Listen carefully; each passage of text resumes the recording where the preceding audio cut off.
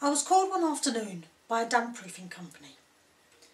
They were finishing off a job, but had disturbed a mains water pipe, which was gushing water into the cellar. I arrived at 5:30 p.m. to find a street full of damp-proofing vans, 4 damp-proofing men and 3 householders, all staring at the new water feature. The relief was palpable as I drove up. I assessed the situation and confirmed that there was no stop-tap in the building at all. The only thing I could do was turn the mains water off at the end of the terrace, which would cut the water off to 15 other properties. I instructed the damp-proofers to knock on the doors and inform the neighbours the water would be off, and gave them all 10 minutes notice before turning the tap.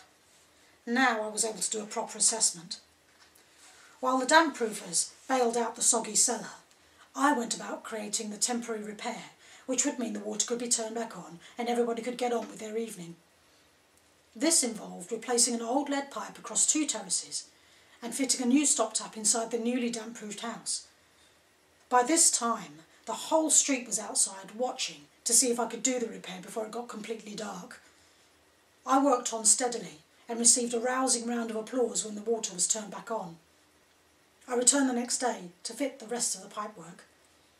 Behaving as the archetypal hero, mother and father, I was able to deprive the whole street of water, disrupt 3 properties for most of the evening, and still be thanked and handsomely paid.